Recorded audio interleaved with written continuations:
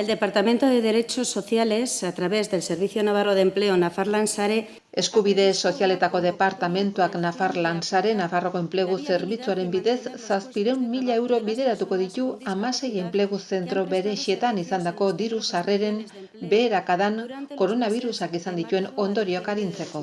Zentro horietan 2.150 pertsonak egiten dute lan eta horietatik 84ak desgaitasun maila bat dute.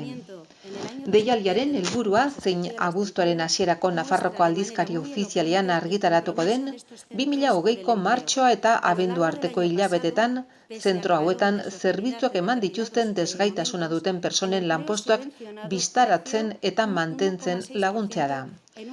Bi diru laguntza modalitate kontenplatzen ditu, batera ezinak direnak edo bestela enplegu zentro berexetarako soldata kostuen portzentaje bat diruz lagunduko da beti ere plantillak hein batean edo bere osotasunean 2020ko martxoren 16 eta abenduaren 31 artean uneren batean ERTE egoeragatik kanpo egon badira edo diru laguntza bat 2020ko ekitaldian zergei dagokionez izandako emaitza negatiboaren arabera.